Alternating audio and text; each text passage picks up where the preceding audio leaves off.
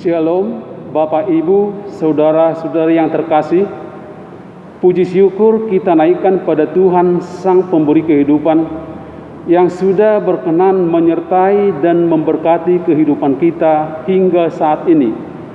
Sungguh berlimpah kebaikan yang diberikannya bagi kita, baik secara pribadi maupun keluarga. Saat ini kita berkumpul bersama keluarga dalam acara pertangyangan ini, karena kita mengingat semua kebaikannya dan pengakuan bahwa kita ada karena Tuhan masih memberi kita waktu. Untuk itu, mari pujilah namanya atas segala kebaikannya dalam hidup kita. Kumandangkanlah mazmur pujian bagi Dia, Sang Maha Kudus. Kita bernyanyi.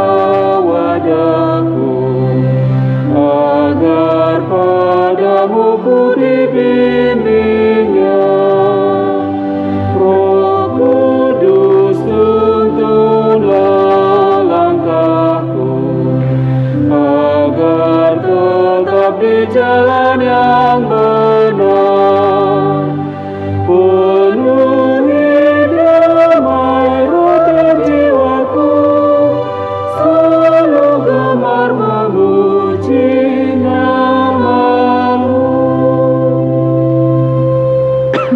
Di dalam nama Allah Bapa dan nama Anaknya Tuhan Yesus Kristus dan nama Roh Kudus yang menciptakan langit dan bumi.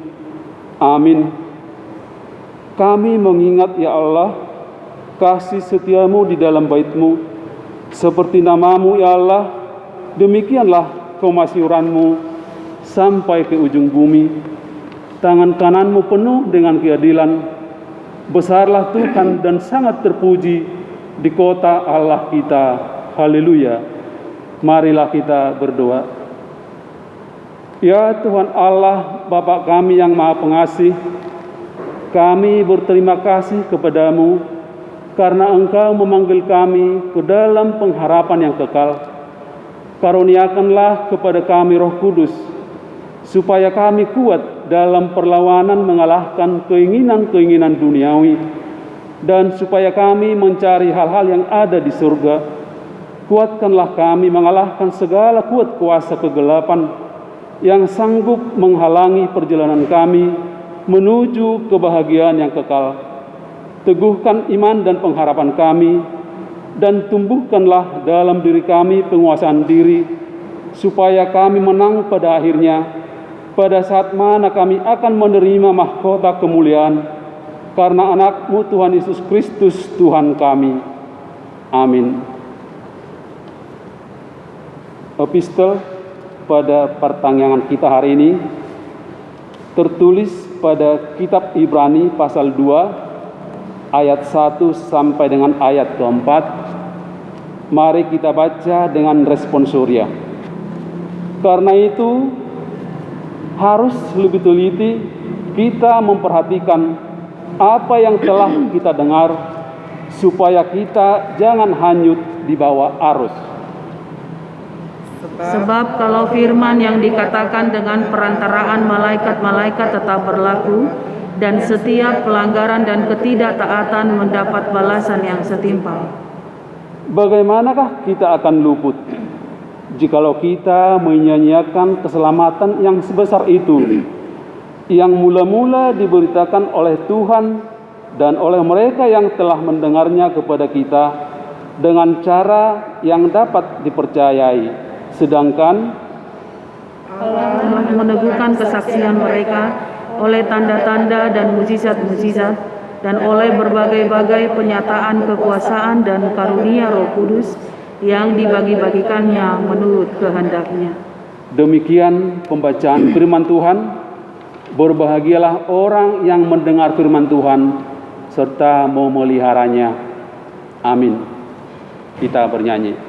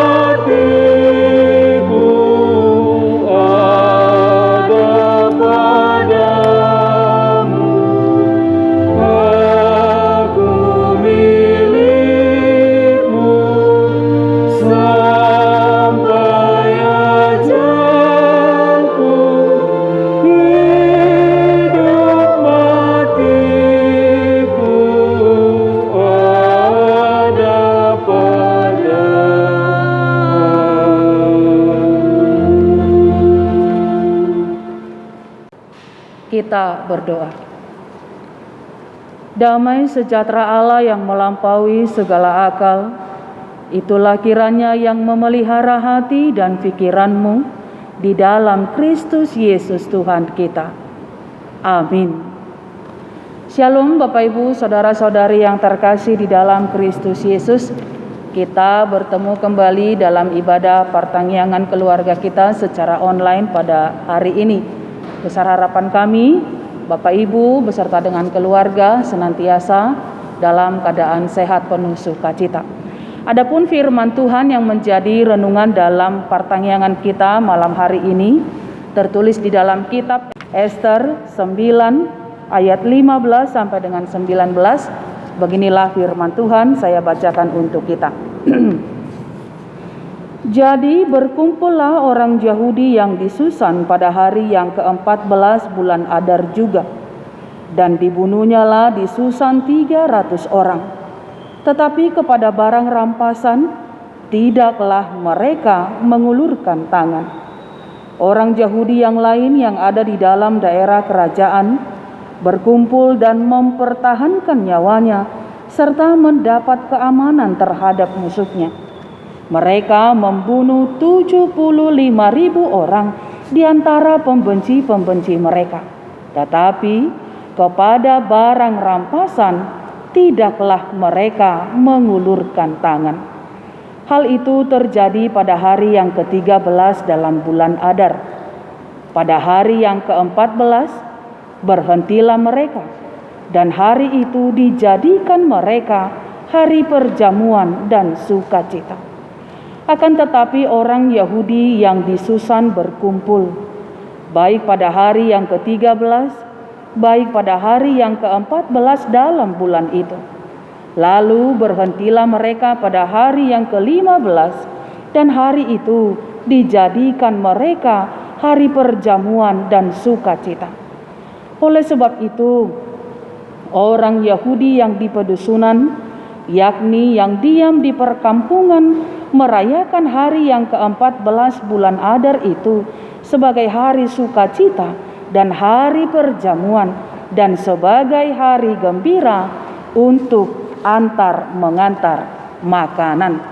Demikian firman Tuhan.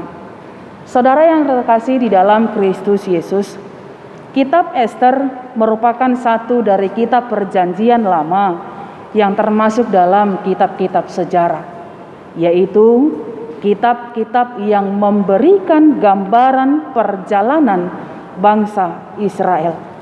Kitab ini masuk dalam golongan kitab yang unik dalam seluruh Perjanjian Lama. Mengapa saya katakan unik? Karena kalau kita baca secara keseluruhan kitab Ester ini, mulai dari pasal pertama sampai dengan pasal yang ke-10, tidak ada sekalipun pernah disebutkan atau diperdengarkan nama Tuhan Allah atau Yahweh di dalam kitab itu.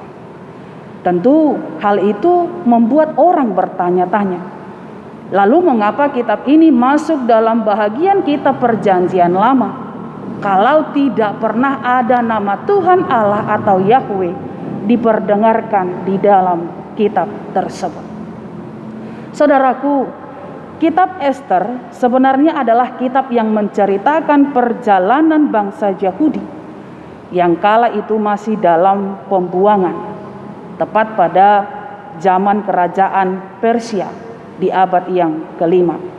Sebagai sebuah kitab Ester menjadi satu bahagian dalam kanon Perjanjian Lama yang memiliki arti penting bagi bangsa Israel, yaitu pemaknaan akan perayaan Purim, di mana itu dipahami sebagai pesta pembebasan bangsa Yahudi dari kekaisaran Persia yang dilaksanakan setiap bulan Adar.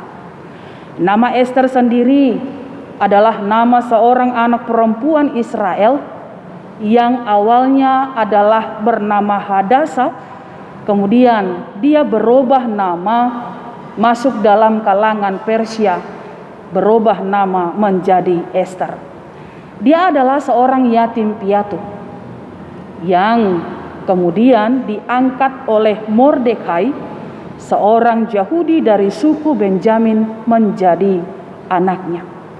Kehadiran Ester sangat penting dalam perjalanan hidup orang Israel atau orang Yahudi. Dia punya peranan yang sangat penting. Bermula dari Raja Ahasweros yang dikecewakan oleh istrinya, yaitu Ratu Wasti, oleh karena ketidaktaatannya dalam melakukan perintah atau hal yang dimohonkan oleh Ahasweros berkaitan dengan penampilan ketika dia ingin mengenalkan kecantikan atau mengenalkan istrinya Ratu Wasti yang memiliki paras yang elok kepada para pembesar termasuk juga para rakyatnya. Tapi Wasti tidak pernah mengindahkan perintah itu, justru dia sibuk dengan perayaan-perayaan yang dia buat di dalam tempatnya berdiam. Melihat ketidakpatuhan daripada Wasti, Raja Ahasweros dengan didukung oleh orang-orang arif yang pada saat itu juga memiliki hubungan dekat yang bisa bertemu langsung dengan sang raja, memberikan pemahaman bila hal itu tidak segera ditindak, akan dikhawatirkan para wanita lain yang ada pada saat itu juga akan melakukan hal yang sama. Akibatnya laki-laki, suami, pria tidak akan memiliki posisi tersendiri di hadapan wanita. Wanita tidak akan menghargai dan tidak akan menghormati setiap pria yang sudah menjadi suaminya. Pada saat itu mereka benar-benar menjaga sikap ketaatan antara istri terhadap suaminya. Wasti pun diberi hukuman karena ketidaktaatannya. Dia ditanggalkan statusnya sebagai ratu dan tidak diperkenankan sekalipun untuk bertemu dengan Raja Ahasuerus. Sebagai pengobat kekecewaannya setelah jabatan ratu ditanggalkan daripada Wasti, maka oleh para hambanya, sang raja pun kemudian disarankan untuk mengadakan sayembara, mengangkat ratu yang baru menggantikan ratu yang terdahulu. Dari sinilah figur Esther muncul sebagai perempuan yang terpilih karena kecantikannya menyenangkan hati raja. Maka kemudian dia pun dianugerahi gelar menjadi Ratu Persia. Bapak Ibu saudara-saudari yang terkasih, sebagaimana saya utarakan tadi di awal kitab ini atau di awal penjelasan firman ini, kitab Esther ini unik karena ketidakhadiran nama Tuhan atau Yahweh dalam kitab ini. Saat mendengar ini, mungkin kita akan beranggapan bahwa kalau tidak ada nama Tuhan di dalamnya, berarti tidak ada peran Tuhan dalam peristiwa ketidakadilan yang dialami oleh orang-orang Yahudi akibat dari kesombongan kepercayaan Raja Ahasuerus. Sekilas kita akan diberikan pemahaman yang demikian. Tapi apabila kita baca dengan seksama, mulai dari pasal pertama sampai dengan pasal yang ke-10, maka secara tersirat kita akan menemukan di dalamnya Tuhan Allah tetap berkarya, tetap turut campur dalam pemberian kesejahteraan bagi orang Yahudi melalui kehadiran Esther dan Mordekai dalam melindungi bangsanya. Ketiadaan nama Tuhan disebutkan dalam kitab ini bukan lantas menunjukkan Tuhan tidak turut campur dalam setiap penderitaan, dalam pemilihan yang diterima oleh Esther dan juga ketidakadilan yang dialami oleh Mordekai. Saudara-saudari yang terkasih, peranan Esther ini bermula dari peristiwa ketika Haman bin Hamedata, orang Agag yang saat itu dikaruniai kebesaran oleh Raja Ahasuerus dengan menaikkan pangkatnya serta kedudukannya ditetapkan di atas semua pembesar yang ada di hadapan raja. Oleh karena anugerah itu, maka Haman pun menjadi lupa diri. Dia dipenuhi dengan kesombongan dan tindakan semena-mena. Dia kemudian mengeluarkan sebuah peraturan bahwa semua pegawai raja yang di pintu gerbang istana harus berlutut dan sujud kepadanya apabila mereka bertemu atau mendengar namanya dari kejauhan. Mulu didok marsoba, mereka harus menyembah, berlutut kepada Haman. Dan bila tidak dipatuhi, mereka akan diberikan hukuman.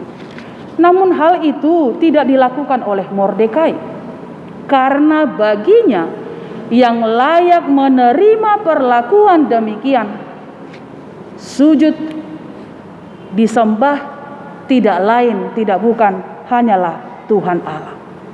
Ketika Haman mendengarkan sikap daripada Mordekai yang tidak taat kepada aturannya, maka dia pun marah. Dia ingin menghukum, tetapi dia kemudian teringat, aku akan menjadi orang yang hina kalau hanya membunuh satu orang. Untuk apa aku mengotori tanganku dengan hanya satu nyawa? Maka kemudian dia mencari tahu, siapa ini Mordekai? Asal usulnya dari mana? Suku mana? Ketika Haman mengetahui hal itu, bahwa Mordekai adalah suku atau orang Yahudi, maka kemudian dia pun dengan senang hati, dengan semangat yang berapi-api, mencari cara supaya orang Yahudi itu, termasuk dengan Mordekai juga, menerima hukuman yang sama. Lalu kemudian dia pergi menemui Raja Ahasuerus dengan alih-alih mengatakan bahwa orang Yahudi itu adalah bangsa yang suka melawan. Mereka tidak mau taat terhadap aturan yang diberikan oleh raja. Padahal jelas-jelas tadi di awal sudah dikatakan, perintah itu dikeluarkan karena bentuk kesombongannya. Dia haus akan sebuah penghormatan, maka orang lain pun dikorbankan tanpa dia melihat efeknya apa. Oleh Haman, hal itu diajukan supaya raja memberikan izin bagi dia untuk memberikan hukuman kepada siapapun yang tidak menaati perintah raja, termasuk dalam hal untuk sujud dan menyembah kepada dia. Sebagai tawarannya, sebagai bentuk dukungannya, asa digogohon, asa boy mulus pangedoan nisi Hamani, dia pun kemudian memberikan penawaran kepada Raja Ahasuerus dengan menjanjikan akan menimbang perak 10.000 talenta yang akan kemudian dimasukkan kepada perbendaharaan raja. Adong dibahin-dibana iming-imingnya dengan tujuan asa unang sudat pangedoan ni rohane. Guar nama marara mata mida hepeng. Kemudian Raja Ahasuerus pun mendukung daripada pengajuan yang diberikan oleh Haman. Lalu kemudian dia memberikan cincin materai dari jarinya sebagai bentuk persetujuan atas pengajuan daripada Haman. Ketika itu disetujui, maka kemudian kota Susan pun yang ditempati oleh mereka dalam keadaan gempar. Karena apa? Setiap orang Yahudi, baik itu muda ataupun tua, baik itu anak-anak maupun perempuan, semuanya dibunuh. Bahkan hartanya pun dirampas. Ketika Mordekai mendengar peristiwa itu, dia pun marah. Dengan mengoyakkan bajunya, mengenakan kain kabung dan abu, dia berjalan menuju tengah-tengah kota sembari dia melolong meratap dalam kepedihannya dengan suara yang nyaring, sebagai bentuk protes atas ketidakadilan yang dia terima dan bangsanya terima. Dia tidak peduli, karena hal itu tidak masuk akal. Masakan hanya dikarenakan tidak mau sujud, tidak mau berlutut, tidak mau menyembah, mengikuti kesombongan orang. Satu orang yang berbuat, tapi semua yang harus menerima akibatnya. Ketika Ratu Ester mendengarkan yang dilakukan oleh Mordekai, dia pun menjadi risau. Kemudian dia mengutus hambanya untuk memberikan pakaian yang baru untuk dikenakan Mordekai.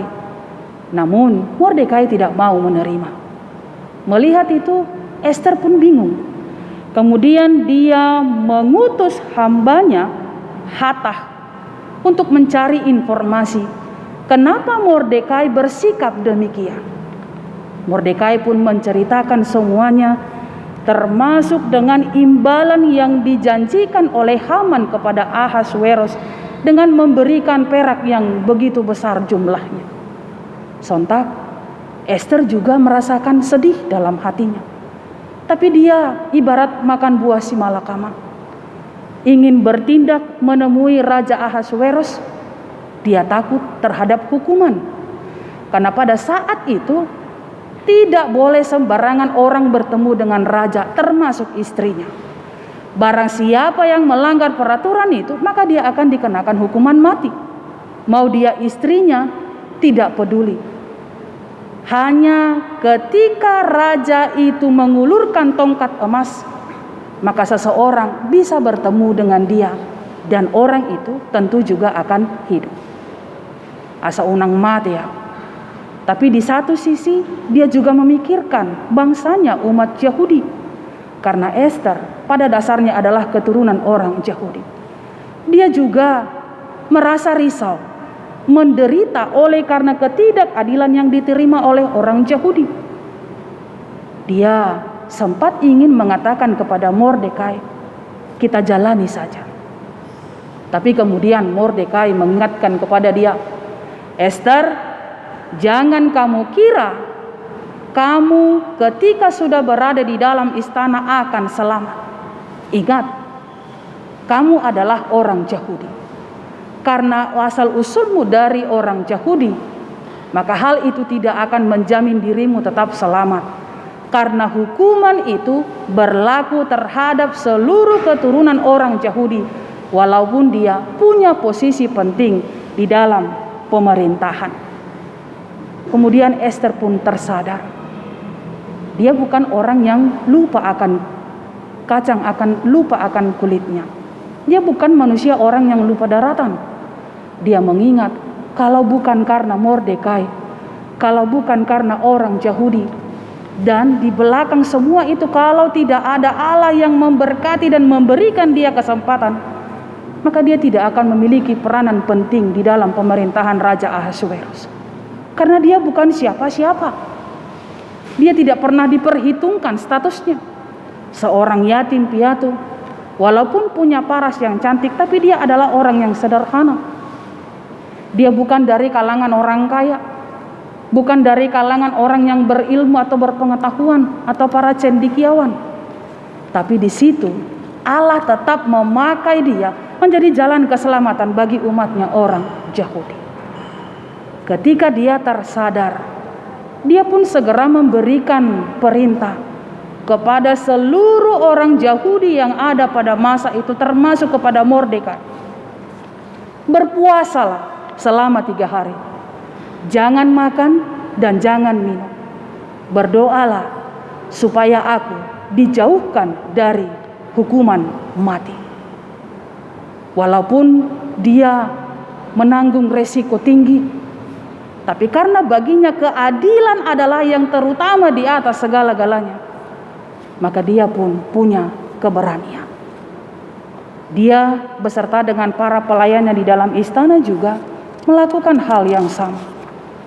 Puasa itu dimaksudkan untuk membuka jalan supaya mulus dia boleh bertemu dengan raja, mengajukan permohonannya.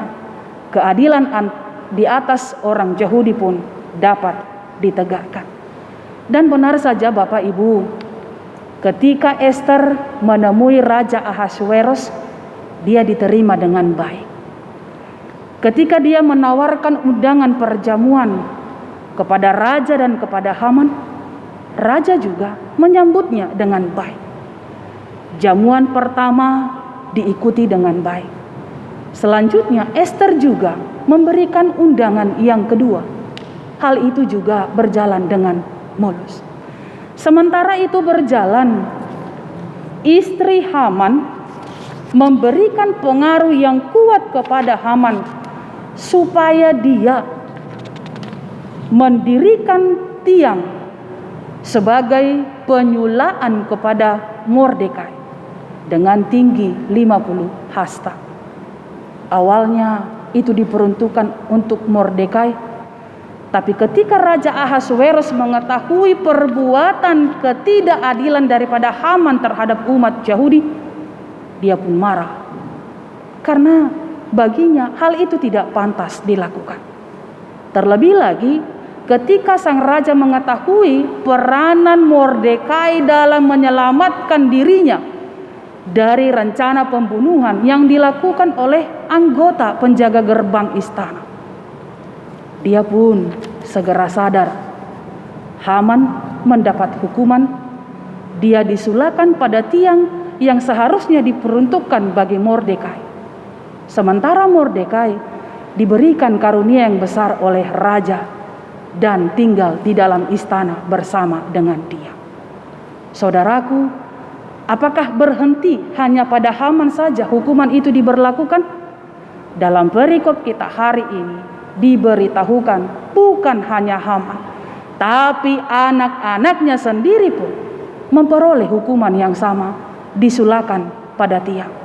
Demikian juga dengan raja yang akhirnya memberikan perintah, barang siapa yang ingin merongrong nyawa orang Yahudi, maka mereka diberikan izin untuk menghukumnya dimanapun, dengan hukuman apapun. Karena itu adalah bentuk kekejian. Hal itu berlangsung. Tapi perlu Bapak Ibu Saudara-saudari ketahui, ada satu hal yang membedakan antara tindakan yang dilakukan oleh pembenci orang Yahudi dengan tindakan yang kemudian dilakukan oleh orang Yahudi. Perbedaannya adalah orang Yahudi tidak mau mengambil harta yang bukan miliknya, karena mereka berpatokan kepada penegakan keadilan, bukan untuk mencuri. Saudara-saudari yang terkasih di dalam Kristus Yesus, dari rentetan peristiwa itu kita dapat melihat sesungguhnya ada rencana Allah di dalam peristiwa itu. Ada turut campur tangan Allah di dalam peristiwa itu. Pengangkatan Ester, kemudian pemberian hikmat kepada Mordekai yang kemudian menyelamatkan nyawa Raja Ahasuerus dari rencana pembunuhan. Setelah itu membukakan pikiran Ester perihal penegakan keadilan melalui seruan daripada Mordekai. Lalu penghukuman Haman atas tindakan sewenang-wenang yang dia lakukan. Dari semua ini endingnya adalah sukacita. Sukacita apa? Orang Yahudi beroleh kebebasan, dan itulah yang mereka lakukan dalam bentuk peringatan perayaan Purim dengan antar-mengantar makanan sebagai bentuk sukacita. Keadilan sudah ditegakkan, kebebasan telah mereka peroleh, hidup mereka dalam damai sejahtera. Bapak Ibu Saudara-saudari yang terkasih, banyak hal yang boleh kita petik daripada kisah Ester ini. Dia orang yang bukan siapa-siapa, yang tidak diperhitungkan, tetapi Allah memakai dia menjadi jalan keselamatan bagi umatnya. Kita juga bisa demikian Bapak Ibu. Tidak tunggu harus memakai atau memiliki gelar yang tinggi, baru kita punya peranan penting dalam lingkungan masyarakat. Tidak harus punya aku yang tinggi, kehebatan yang tinggi juga. Dalam semua kekurangan kita, dalam ketidakmampuan kita, kekurang sempurnaan kita, Allah juga bisa memakai kita menjadi bagian dalam karya penyelamatannya di tengah-tengah dunia, dalam lingkungan masyarakat, dan juga dalam lingkungan gereja, termasuk di dalam keluarga. Semuanya kembali kepada kita. Siapapun Tuhan pakai, tapi tergantung kepada orangnya. Mau enggak dia pakai? Dia dipakai oleh Tuhan dari semua kekurangan, dari semua ketidaksempurnaannya, untuk disempurnakan dengan penyertaannya. Lalu yang kedua, keadilan itu penting untuk ditegakkan. Yang mau saya katakan, ketika engkau punya jabatan, dalam pemerintahan, dalam pekerjaanmu, dalam semua lingkungan sosialmu. Ingat, jangan bertindak semena-mena. Justru itu yang harus menempa kita menjadi pelayan yang baik. Memanfaatkan kesempatan itu melayani dengan sebaik-baiknya. Tujuannya apa? Supaya orang-orang yang berada di bawah kepemimpinan kita itu beroleh damai sejahtera.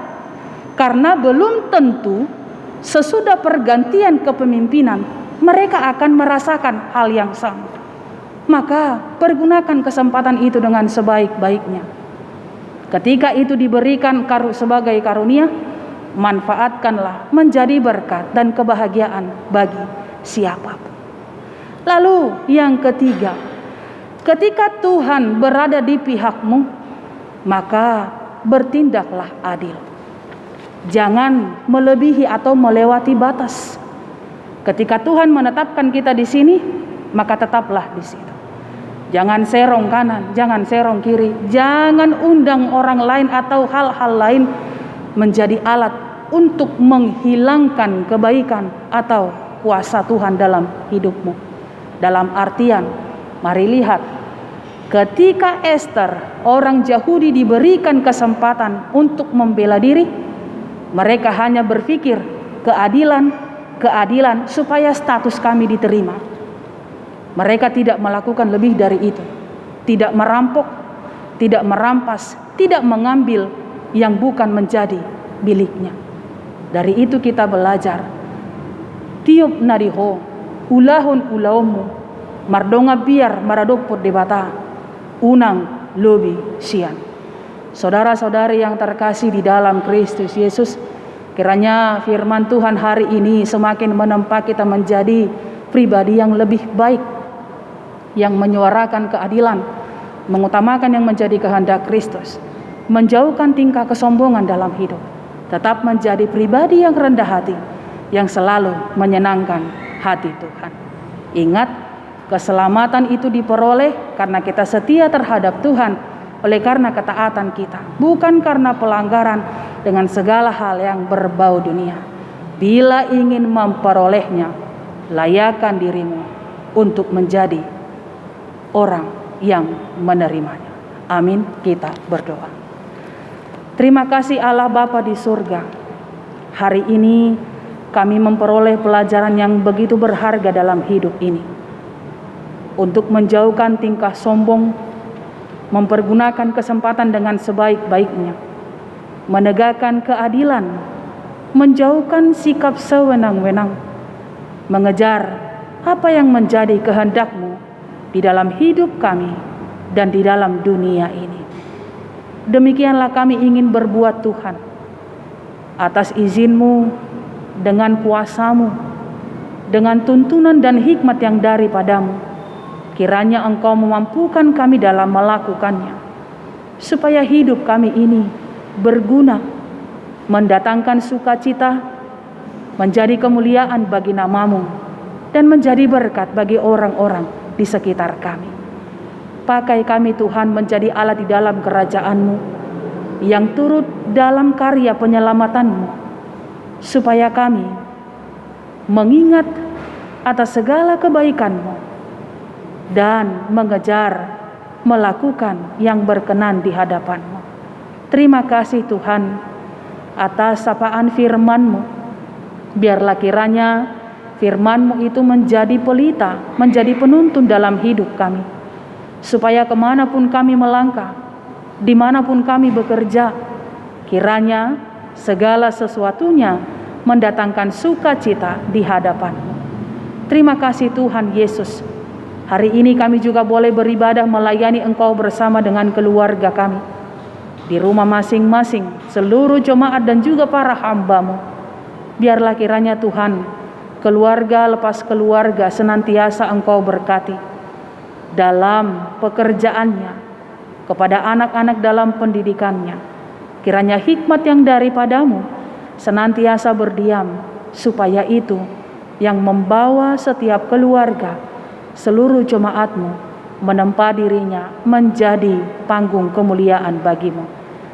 Terimalah kami Tuhan, Terlebih dahulu ampuni dosa dan pelanggaran kami. Hanya di dalam Yesus Kristus kami berdoa. Amin.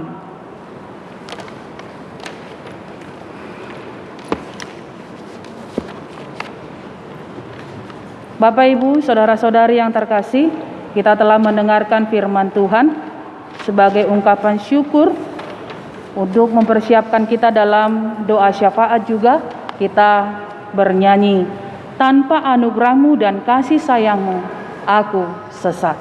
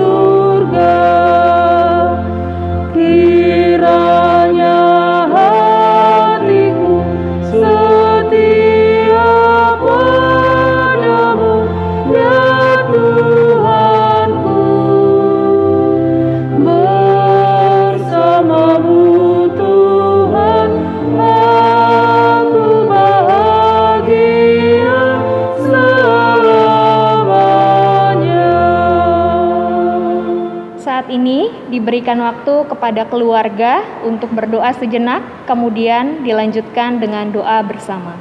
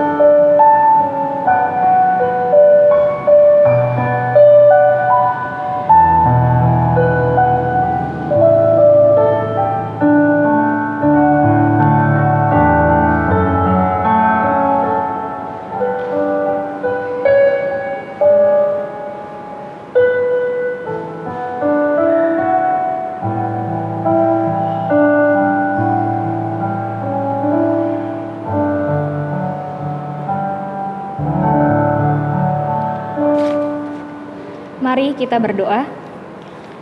Ya Tuhan yang bertahta dalam kerajaan sorga, sungguh mengucap syukur pada hari ini kami bisa menikmati ibadah partangyangan keluarga pada hari ini. Terima kasih untuk setiap firman yang boleh disampaikan. Kiranya ya Tuhan boleh menjadi pelita buat kehidupan kami, pedoman untuk setiap langkah kehidupan kami. Mengucap syukur ya Tuhan untuk saat ini kami dalam keadaan sehat, dalam keadaan kuat ya Tuhan, serta dalam cinta kasih-Nya Tuhan. Mengucap syukur juga ya Tuhan untuk setiap pemberitaan firman yang sudah diberitakan oleh Inang Pendeta kami. Kiranya Tuhan yang terus memberkati dan memakai Inang Pendeta kami untuk tetap memberikan firman Tuhan untuk kami jemaat-Nya. Kiranya Tuhan juga yang boleh berikan kekuatan dan juga Tuhan yang berkati dalam keluarganya untuk tetap dan terus menjadi garam dan terang di tengah-tengah kami. Saat ini kami ingin berdoa, Tuhan, menaikkan doa syafaat kami ke dalam tangan Tuhan. Kami mau berdoa ya Tuhan, kiranya Roh Kudus yang memberikan kami kekuatan serta hati yang bijaksana untuk selalu hidup dalam kasih terhadap Tuhan dan juga terhadap sesama. Biarlah kami di dalam keluarga, dalam peran kami masing-masing, terus menjadi berkat dan terang di tengah-tengah lingkungan maupun masyarakat. Berdoa ya Tuhan, kami sebagai jemaat HKBP Perumnas Biarlah ya Tuhan kami dilepaskan dari segala hal-hal yang buruk, hal-hal pengaruh-pengaruh jahat dunia.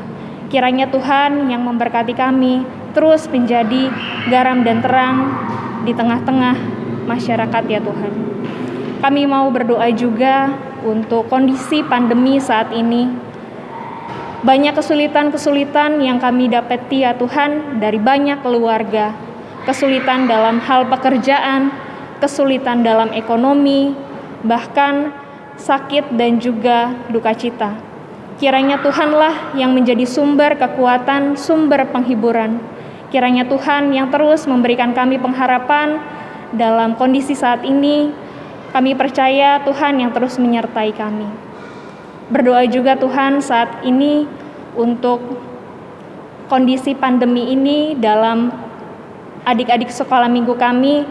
Tuhan yang terus sertai apapun Tuhan yang mereka lakukan pada saat ini dan juga pada saat ibadah minggu. Kiranya Tuhan yang boleh memberikan kekuatan agar dapat menerima firman Tuhan melalui ibadah virtual YouTube, agar adik-adik kami pun tetap terus bertumbuh di dalam Tuhan.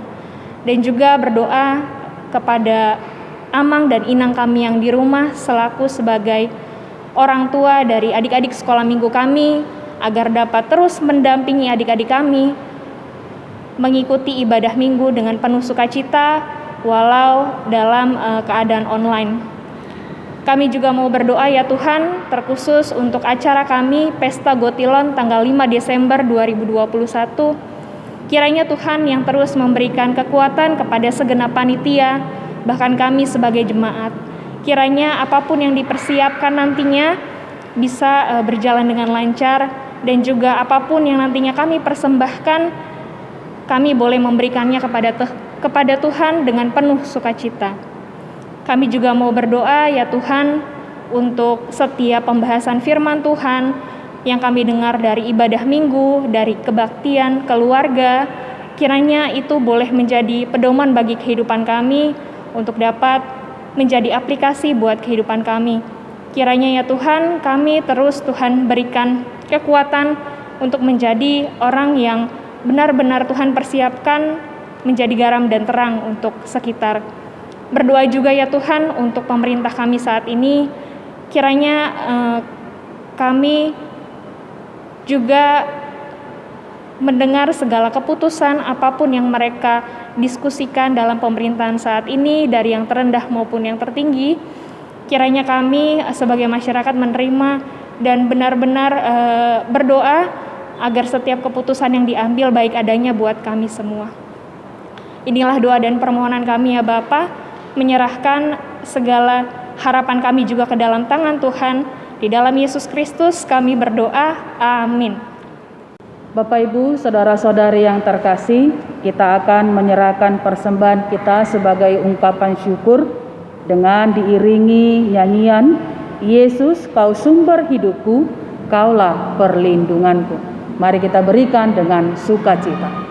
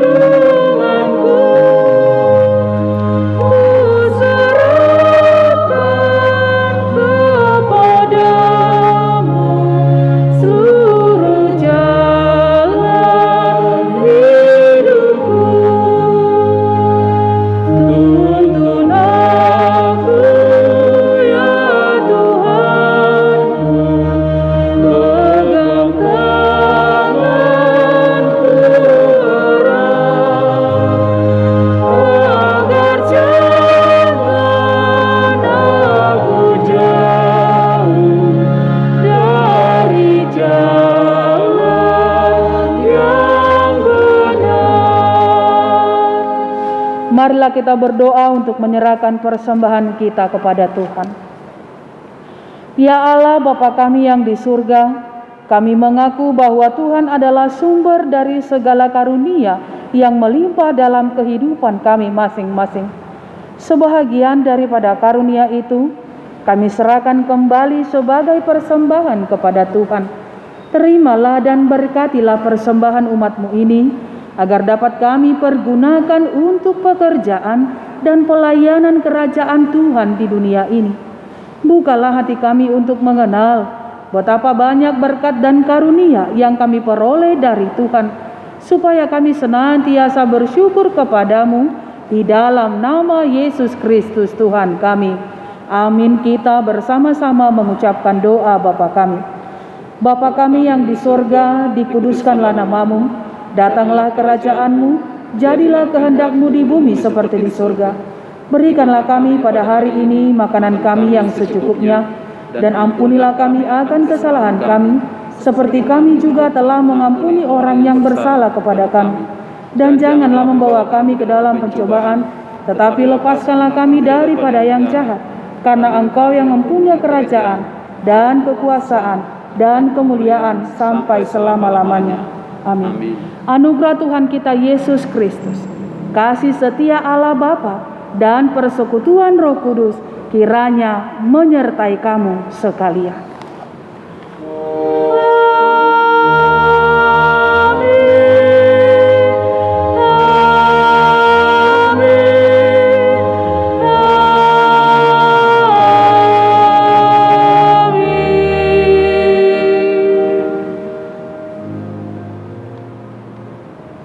Horas madihita amanginang doa sude anggina mina posopulung naung mengikuti ibadah pertangyangan di Bagas Tabe.